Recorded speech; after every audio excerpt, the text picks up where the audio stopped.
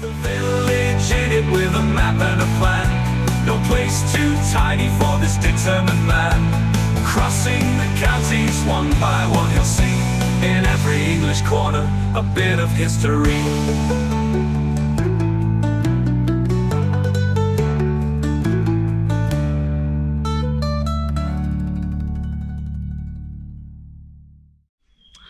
Hello folks, it's a dark and fairly cold September morning and you find me in the borough of Bedford for the very first time.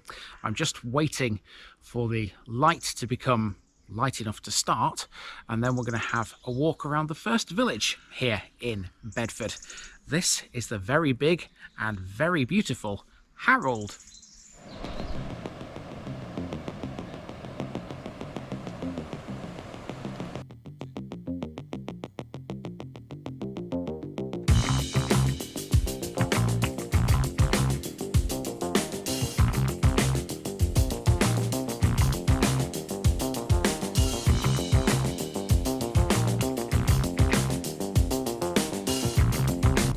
Harrold, Boundary Forest. Hello people of Bedford, welcome to the first of what will be a 49 video series covering the parishes of your borough, and I imagine it'll be a pretty interesting journey.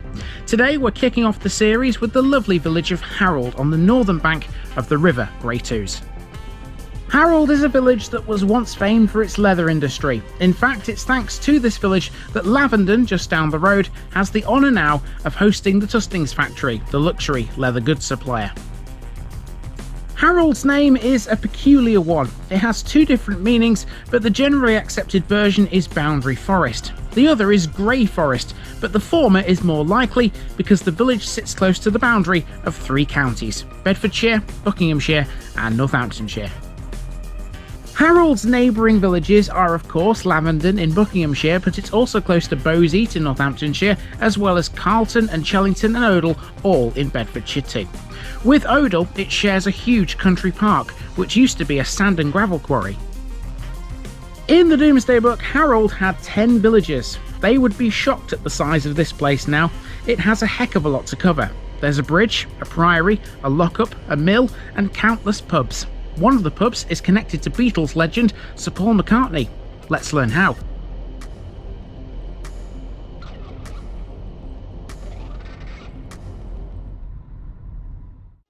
Here we have Harrold Parish as it was in 1900. The village occupied then, as it still does today, the southeastern corner of the boundaries. The rest was, and still is to a large extent, farmland. The River Great Ouse forms the southern boundary. Harrold is an ancient village with few outlying hamlets. There were two of those though. One was called Folly to the north, lying on the western side of Odell Road. That's now connected to the main village and it's not really referred to as Folly anymore. The other was Santon, which has now been identified as a deserted medieval village and kiln complex through earthworks. It lies in the area of Santon Bar and the Slipe, near the border with Bowseat and Northamptonshire. Zoomed in a little, now we can see what Harrold had in these days. It wasn't a lot and it was all scrunched up into one main area, the High Street, running from east to west. There were very few offshoots, save for Brook Lane and Orchard Lane and the roads around the green. Using this map, I'll point out a few key areas of interest which are marked. First of all, in the south you can see the River Great Ouse. On its banks we have a corn mill and a church. The mill is no longer in use, but the church is still very much going. Also on the northern bank is Harrold Hall. That's gone now, replaced with a street called Hall Close. South of that is Harrold Bridge, which has provided a crossing point over the river here for centuries and still does today. Now look further west and you'll see the site of a priory marked here. That's in the wrong place. The priory was never there, but there is the outside possibility that the land might have been used or farmed by it at one time. We'll discover where the priory actually was on our walk. Around the green you can see the schools, plural because there were two. Those buildings are still there, but these days there's a newer school that the children go to, not a million miles away from them actually. To the west are the Congregational Chapel and the Mansion. Those are both important buildings which still stand. Now you'll note there are far more buildings all along the High Street, none of which are marked, but there are several of note along there that perhaps should be. And so here's how all of that compares to today. As you can see, Harrold has expanded greatly, mainly to the north of the High Street. In the last 200 years, Harrold's population has fluctuated by a few hundred either side of 1,000. The population, though larger in proportion to other Bedfordshire parishes now than it was at the time of Doomsday, is still not huge. In the 2001 census, Harrold was placed 54th out of the 124 civil parishes of Bedfordshire at that time. So our route around the place looks like this. We'll start in the new bit at a playground before coming down onto the High Street and turning left. That'll take us to the Odell Road, where we'll meet the cricket club and the entrance to the country park between the two villages. Then we'll go to Harrold Bridge and learn about that crossing point before heading up Hall Close, where Harrold Hall once stood, to the Church of St Peter. From there, we'll go back to the High Street, heading west to the Green. That section has most of Harrold's main landmarks. The Green will keep us busy too. On there's an old lockup, and overlooking it are the former schools and a chapel. At the foot of the Green is the lane that leads to the old mill, and we'll be sure to check that out before turning back on ourselves and using this path. That'll take us back to the High Street, where we'll head back east via the mansion and the Congregational Chapel. There's also the Muntjac and the Oakley Arms in that section, which will also take us past an old tannery, where leather was once produced. After that, we turn north up Brook Lane, passing the Harrold Centre and the site of the parish workhouse. From there, it's then a maze of footpaths and new build streets, but we'll make our way to Odell Road again and the fire station before using Mead Way to reach our endpoint, the surgery. Let's get this walk started with the playground on Harewells Way. It's a nice central location for such a park, and this is located within one of the newer residential areas of Harrold. On the old map, this simply did not exist. You don't have to go far to find the older bits of the village though. Directly south of Harewells Way, there's a linkway to the much older Dove Road, and that will take us onto the High Street, stretching from the parish boundary in the east through Harrold to Lavenden Road to the west.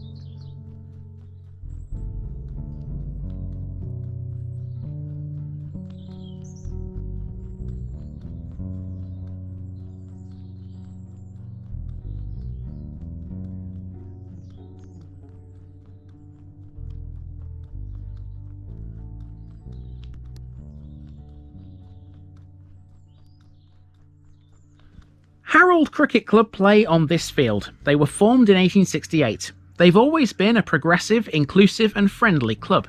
ECB Club Mark accredited, they offer midweek and weekend cricket for all ages.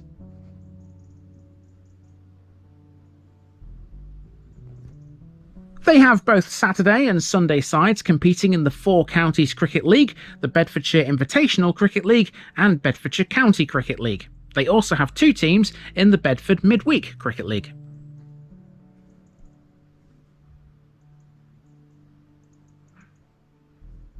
Harrold Cricket Club also provides an impressive junior cricket programme run by ECB qualified coaches with regular playing opportunities, providing a pathway to adult cricket.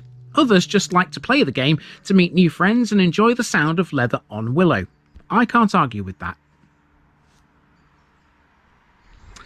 Ah yes, the daylight has certainly come to me now, so for the rest of this episode it shouldn't look quite so dreary and dark, which is a good thing. Now we've made our way to Harrold Odell Country Park, which is mostly in Odell. There's a tiny little bit which is in Harrold. So for the most part, this will feature in tomorrow's episode, but we will make a mention of it here. Not far away from the cricket ground is an entrance to Harrold Odell Country Park. Now, the boundary between Harrold and Odell is the road here, so most of this park is actually in Odell. We'll cover this more in tomorrow's episode, therefore. A quick word for it here, though. It's a 59.3 hectare country park and local nature reserve between the two villages, owned and managed by Bedford Borough Council. It has a cafe, toilets and an information room, and it's easily accessible from Harrold. Let's move on to Harrold Bridge. This is the 14th century Harrold Bridge, which spans the River Great Ouse. It's sometimes known alternatively as the Great River Bridge. As bridges go, this one's a little unusual because it's not just about what crosses the river here, you have to consider the road on the other side too. The main bridge has 6 arches and stretches for some 213 feet. That's followed by a 49-foot causeway for traffic on the southern side before you then cross a series of 9 flood arches running for another 197 feet. Pedestrians are catered for too here. There's a foot causeway that does the same job, protecting you from floods, which runs parallel to the road. These arches are needed because the river regularly floods in these parts.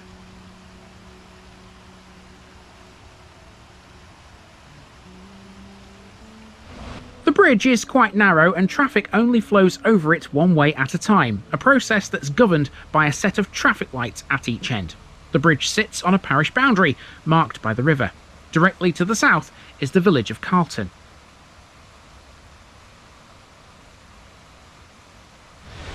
To get into Harrold this morning, I drove over this bridge from my hotel in Bedford, and let me tell you, that is a lot narrower than it looks on the camera. It looks quite wide there, doesn't it? But trust me, it's not.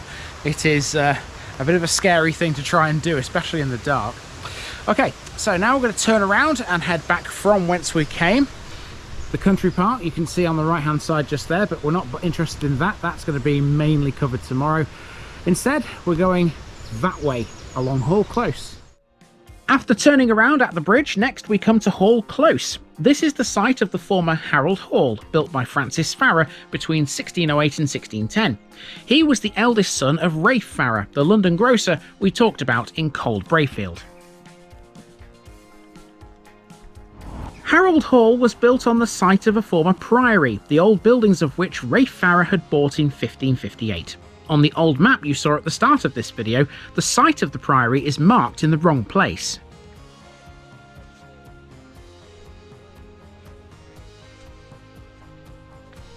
For many years, people believed that it stood in the west of the village, and there were differing ideas as to its exact position.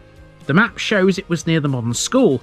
However, recent research has shown the priory once lay next to the church, which Hall Close does today. Backing that up, medieval tombstones which would have been used for nuns were found in the grounds of the hall. What happened to the monastic buildings is unclear. Some say they were adapted by Francis Farrer and formed part of the hall. Certainly the stone would have been reused.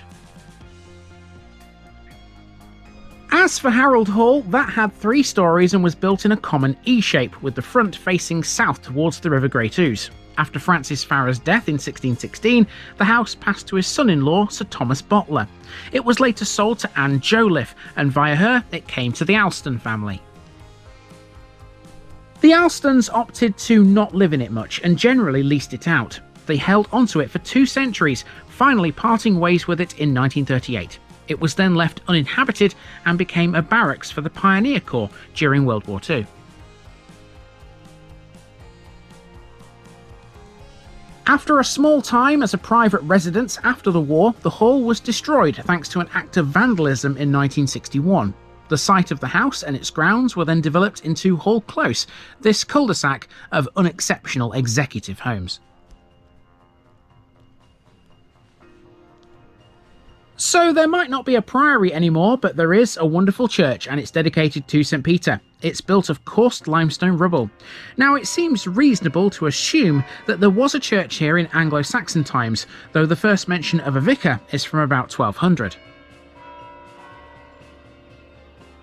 The church formed part of the original endowment of the priory, thereby reducing the status of the parish incumbent from rector to vicar.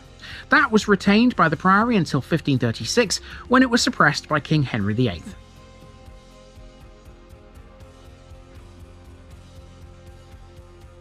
There is some debate about the earliest part of this church. Sir Nicholas Pevsner, in his Buildings of England volume for Bedfordshire, states that the earliest identifiable part of the current church building is the north aisle, but the north wall of the nave may contain Anglo-Saxon work. The chancel and south aisle were built during the 13th century. The tower and the spire date from the 14th century, being in the decorated style, with the clerestory being a later addition to allow more light into the building. It was added in the 15th century.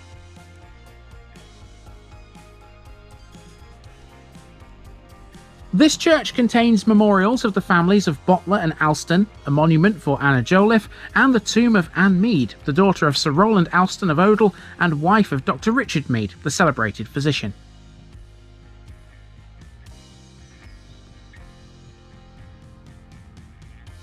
There isn't much in the way of stained glass here. In the north wall of the north chapel is a small panel depicting St Crispin and St Crispinian. These are the patron saints of cobblers, tanners and leatherworkers. This illustrates what was an important industry in the area until the 1970s. Okay, so once past the church, we're then on this road here, which leads to Harrold Main Street, which you've already seen once in the dark, and now it'll be light again. Now, when we get to the main street, we're going to be taking on two pubs. They're both former pubs, they're not in business anymore. Harrold does have a pub or two though, as you'll see later, but it used to have a lot more than what it currently does. Now, Harrold has had several pubs throughout the centuries. Some are still in business, others very much not so. Here's one that closed a long time ago. This is the former Wheatsheaf, which used to be known alternatively as the New Inn.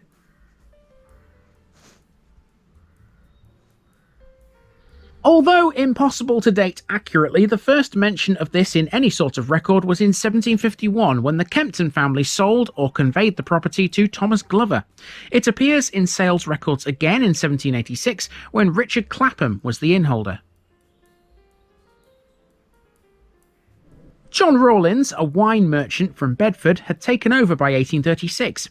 He pulled down the old Wheatsheaf and built today's structure. This may account for the date of around 1830, referred to in an 1876 licensing return.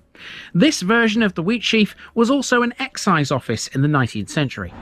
As a pub, it had a tap room, a private bar, a private room, a scullery, a larder, a club room, a dining room and a cellar on the ground level.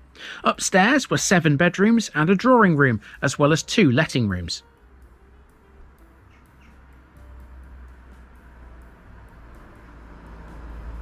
By the 1920s, it was all in the hands of Biggleswade brewers Wells and Winch before they were taken over by Greene King in 1961.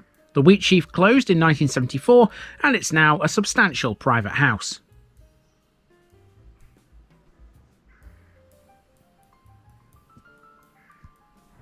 This building at number 54 High Street is another former pub. Today it's a restaurant called Spices of Paradise, but this has had quite a storied past.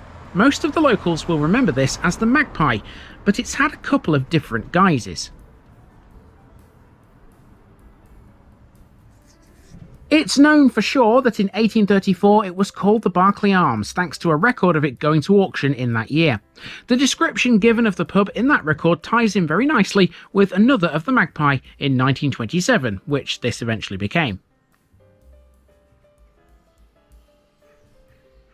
It's possible, but not known for sure, that in the 19th century this was a pub called the Bull. For a number of years, people have speculated where the Bull was in Harrold, and there are theories and ideas that it and the Magpie might have been one and the same thing.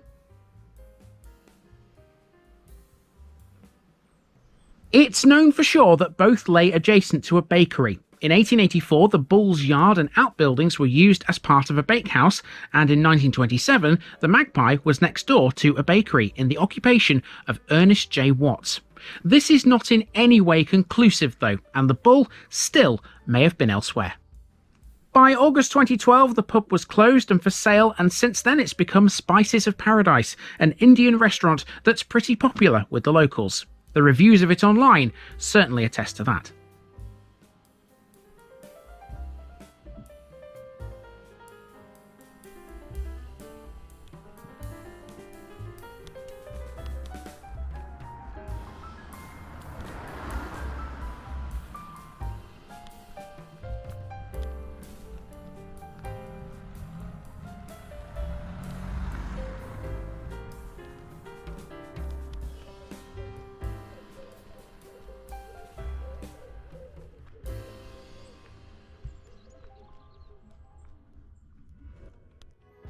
Harrold has a small collection of shops and businesses, the main one these days being this co-op store on the end of Roman Paddock. Just next to this there's a hairdresser's, and further up the street there used to be a place called The Retreat, which was a health, beauty and well-being centre. Speaking of businesses, this next building is very unusual. It's a chippy with the rather imaginative title of Oh My Cod. Fish puns, eh? They certainly have a time and a place. Anyway, this has been a chippy for a few years, but what do you think this was in a previous life? Well, there are some clues. Firstly, take a look at the wide patch of concrete in front of this building. Does that tell you anything? If not, look above the shop's entrance and you'll see an old sign that says Arndale. Arndale were formerly known as Anglo, and they sold fuel. Yes, believe it or not, this used to be a garage. The concrete pad at the front was a forecourt and it had petrol pumps on it. There's no fuel here these days unless you count the food they serve up in the chippy. The place used to be known as Harrold Green Garage.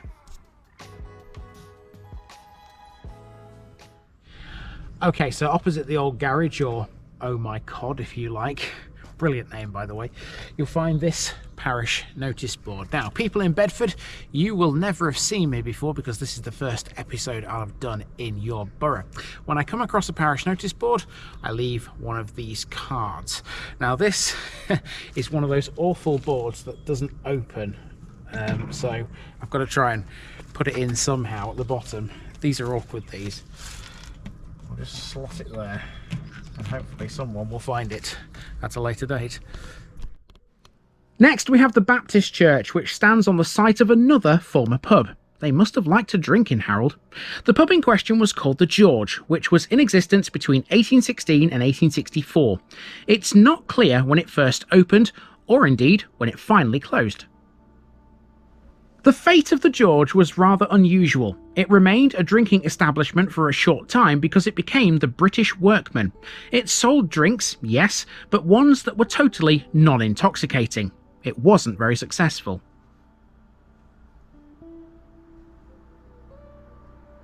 After it closed, the building was eventually pulled down and a very handsome temperance hall or mission room was erected in its place. That's this. It was built in 1876 by a Miss St. Quentin who lived next door.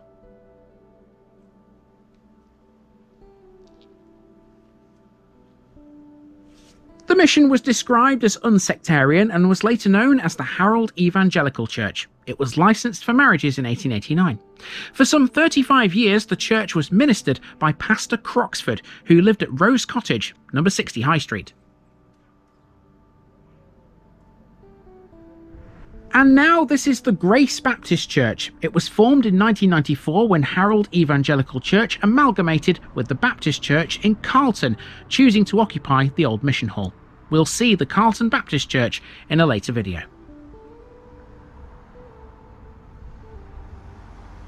On the green we come now to a pair of schools. These are the old national schools, one each for mixed juniors and infants. They officially opened in 1849, although they were in business from 1847 when their construction was finished.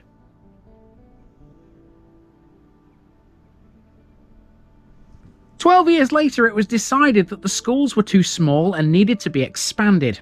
By 1863, a new schoolroom had been built, allowing accommodation for 172 boys and girls and 42 infants. Harrold was never a board school. As a former national, it became a public elementary.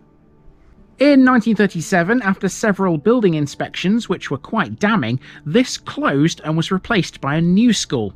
Part of the old school buildings would go on to be used as a meeting room for the St Francis Xavier Roman Catholic Church. This is where things might get a bit confusing. Replacing the old school initially was Harrold Junior Council School, which became Harrold County Primary in 1946. This changed again in the 1970s when Bedfordshire County Council introduced comprehensive education. That did away with the 11+ exam and grammar schools and introduced a new tier of school between the old county primary and county secondary schools. Thus, lower schools taught children aged 4 to 9, middle schools dealt with ages 9 to 13, and upper schools had age 13 upwards. So here's the confusing bit. Harrold County Primary School became Harrold Lower School, but the village also had an array of others. Harrold Priory County Secondary Modern School was one of them.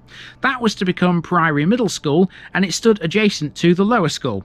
See what I mean? Confusing.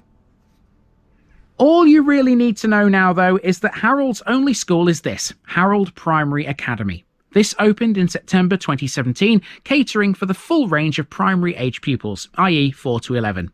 It sits on the site of the old Harrold Lower and Harrold Priory Middle Schools. Now, whilst covering the chapel and the schools there, I've been purposely avoiding the green because this deserves its own section in itself. The green is an absolutely magnificent part of Harrold. If you drive through this place, you can't fail to miss the thing because it's so big and there's so many decent things on it to have a look at, including the War Memorial, which is not in shot right now, but it's there on the corner in front of the chapel. Here's the village green, easily one of the most attractive parts of Harrold today. This green was the centre of life in the place at one time, and as such, it's where a market was held every Thursday. It was granted to the village in a charter at the beginning of the 17th century. It later dwindled away, attended by only 1 or 2 butchers at its eventual death. In addition to the market, Harrold also held 3 yearly fairs. These were on the Tuesdays before the 13th of May, the 6th of July and the 11th of October.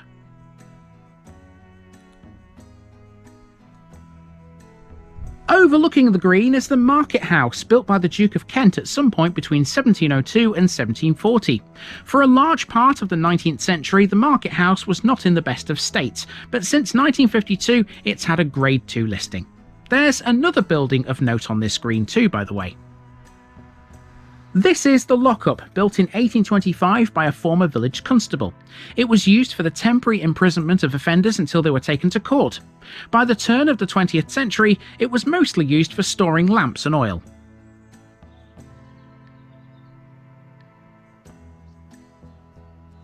The last time this held a human was in 1967, although the person in question hadn't committed a crime. In fact, they profited from being inside it. It was a local character who won a bet by remaining inside it for 48 hours.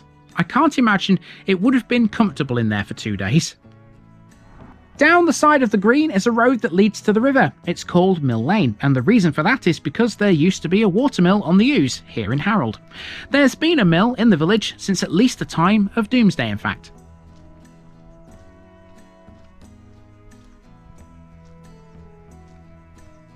It was usually the case that any mills mentioned in the book were in the same ownership as the manor, and that was the case in Harrold until the 17th century. Here, there were 2 mills, both under the same roof.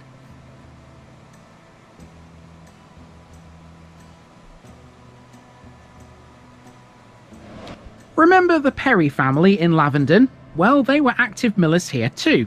In 1617, John Perry operated this mill before Sir Thomas Bottler came along and pulled it down. It was re-erected by William Bottler, but not greatly successfully, as it caused flooding. The mill ceased to operate at some point during World War I. Certainly in 1919, Harrold Mill was noted as not working, or at least not for corn milling. It became a sort of power station providing electricity for an estate. In 1976, the mill building was renovated and altered to form a home. So this area where I'm standing here is still part of the green. It kind of loops around this bend of the Ouse here. And it's kind of a hidden gem. If you walk down here, this is what you find. Brilliant view of the Ouse coming through the archway there. Great sound. I love the sound of rushing water. And you can't see this on the map.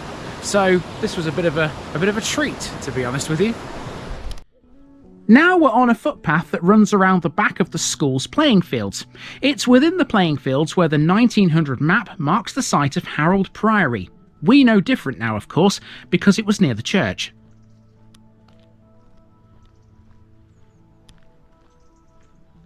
However, it's not inconceivable that the Priories' lands extended this far west. There could have been a grange or a farm here tied to it. Harrold Priory was founded in 1138. It was a small, poor convent of Augustinian nuns. The nuns blamed their poverty partly on being close to a main road. They were therefore obliged to provide food and lodgings for travellers. They also had issues with the river. Periodic flooding damaged the priory buildings.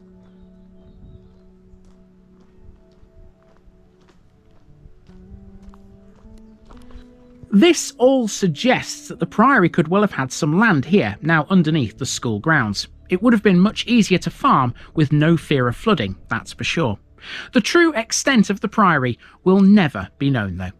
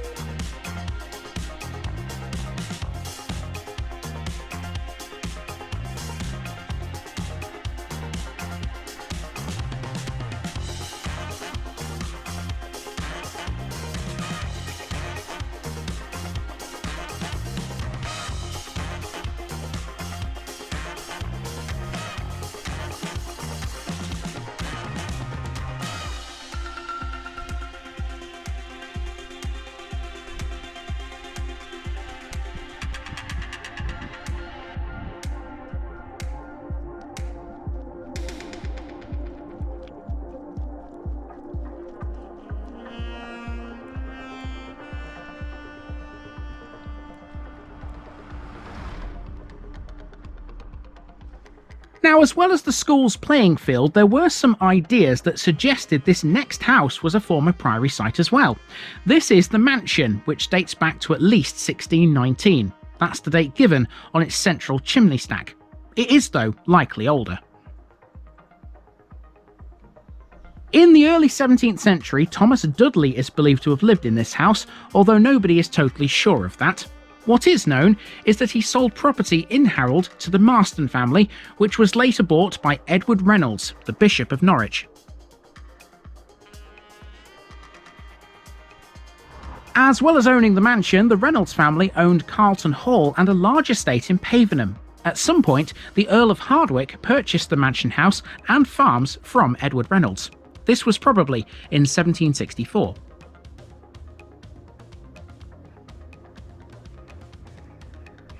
The Congregational Church now, which these days is better described as the United Reformed Church. This is 200 years old, the first chapel having opened in 1808.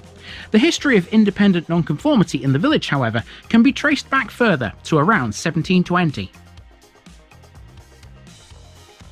You'll note there are two buildings here. In 1809, a congregational chapel was registered by Thomas Kilpin, Richard Hensman and Benjamin Allen, but that's not the building which stands today in the High Street. It was on this site though.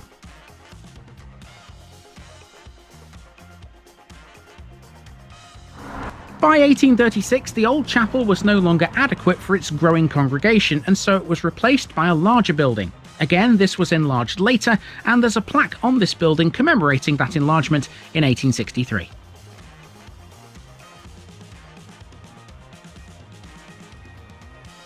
So what's the other building then? Well, that's a Sunday school, and it was built in 1899. It was constructed on land given by Earl Cowper.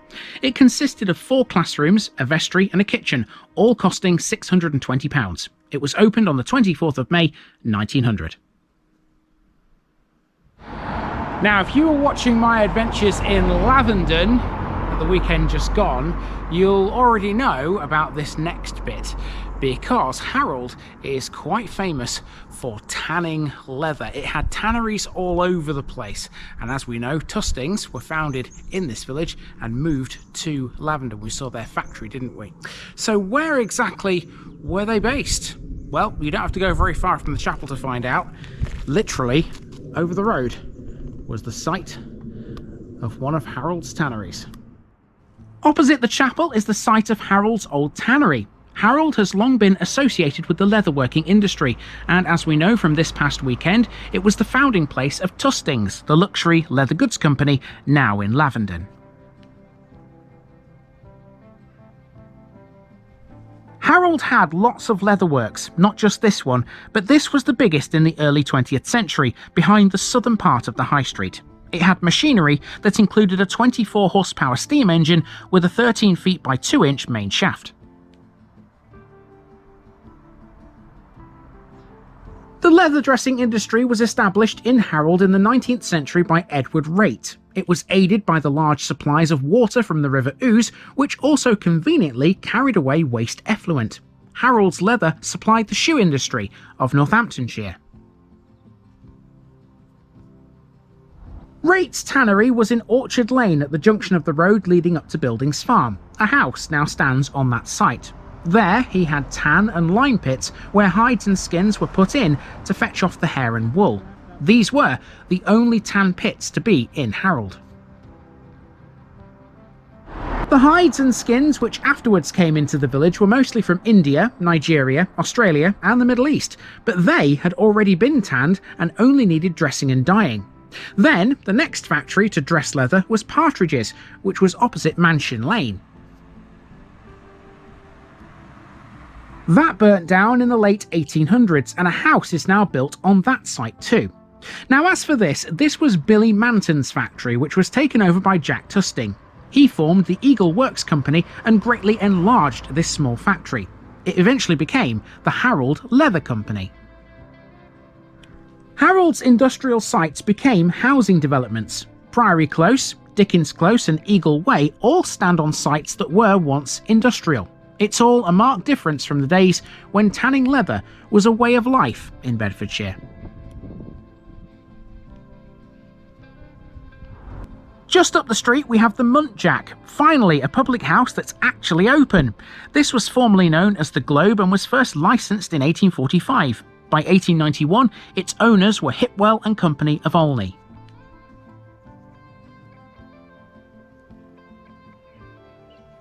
The premises once comprised a small bar, a tap room, a living room and a cellar. Upstairs were a club room and 3 bedrooms, whilst outside there was a barn, a coach house, 2 stalls for stores, a hen house and a small garden.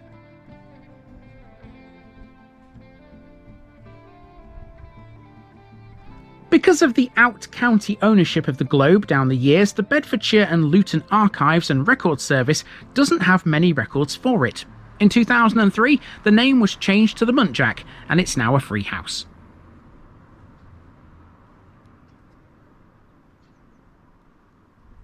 Now, a lot of the information in this video has come from a website called the Bedfordshire Archives, which is absolutely brilliant if you want to research anywhere in Bedfordshire, really.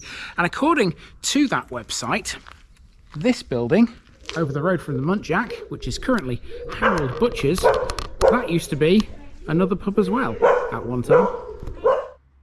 Here's another pub that's still going strong. This is the Oakley Arms, which used to be known as the Blacksmith's Arms many years ago. It's 19th century, but it's made of limestone rubble, giving it the same appearance as many of the oldest buildings in Harrold. When it was renamed is not exactly clear, but records have it as the Blacksmith's Arms in 1901. It changed its name at some point between the tenancies of Richard Wright and George Daniel Orpin in 1919.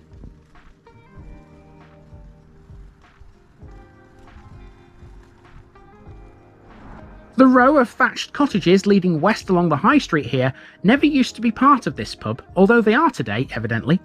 The row, which has its own Grade 2 listing, is much older than the Oakley pub itself, built of coarse limestone rubble and thatched roofs.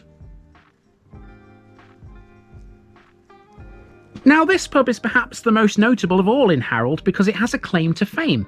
It's believed that in 1968, Sir Paul McCartney played the first ever live rendition of the hit Beatles song Hey Jude in this very pub.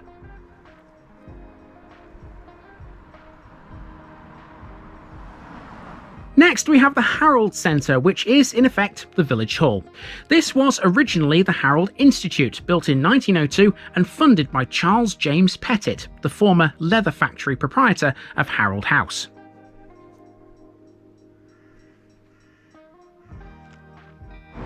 Pettit was a Congregationalist and handed the property over to the Congregational Union of England and Wales, who acted as its trustees from around 1914 to around 1970.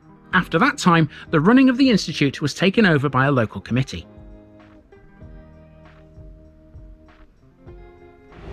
The Institute Hall, which is next door, was built in 1911, again at the sole cost of Pettit. At the time of its opening, various activities took place here, including lace making and leather dressing. Well, that makes sense. Pettit was a leatherman.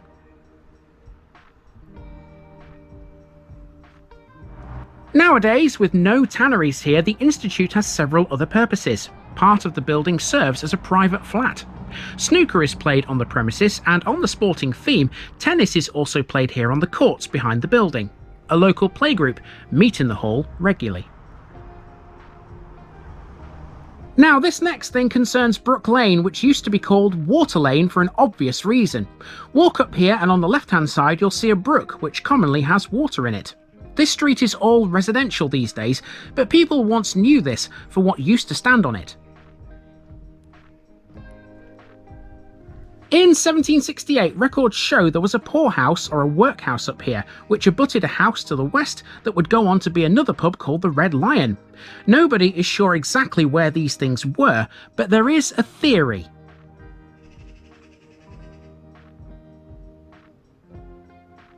In 1928, an article in the Bedfordshire Times stated that the old workhouse was said by locals to have stood on a site occupied by Clark's boot tree factory.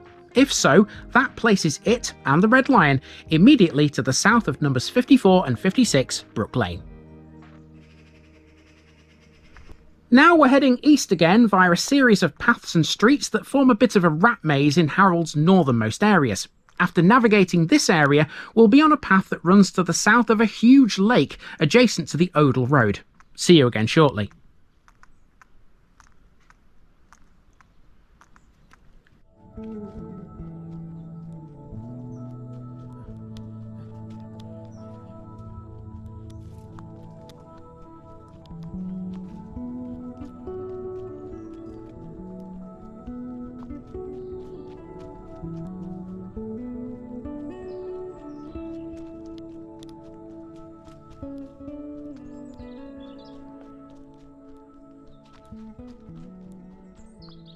After walking the length of that path, we're now on Odell Road, and that means we have the fire station to cover next.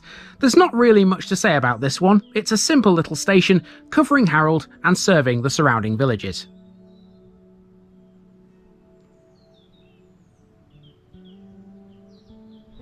It goes by the name of Harrold Community Fire Station and is staffed by on-call firefighters, all of whom live or work within 5 minutes of this building. From here, we head south again and into another residential area, this time Meadway.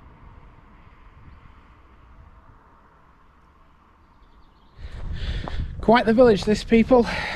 I've been going for nearly 2 hours. It's almost 8 o'clock, so that shows you how big Harrold is. This is the biggest one I'll be doing today, though, so all the others should be, relatively simple in comparison.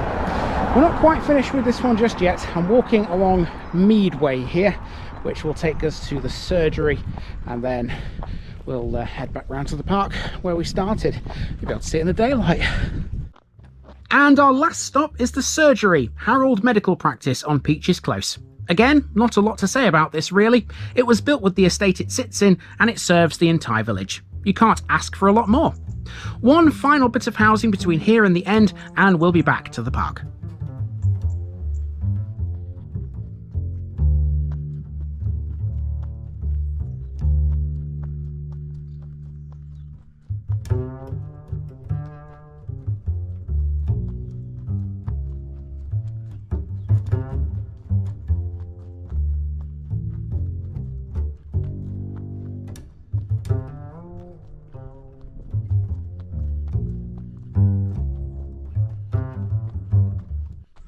All right, just under 2 hours later, here is the playground in the daylight. There you go. Looks a bit different in the dark, didn't it? But that's it. That's Harrold. Time to move on to the next one. It's a good way to start a run and a good way to start a Saturday morning. I tell you what, it ain't half blown some cobwebs off. So to finish with, we take a short drive up the eastern parish boundary before turning right into the next one. Far, far smaller than this place, the next one will see us fill in some more about that country park. We'll also meet a fabulous old watermill. See you tomorrow.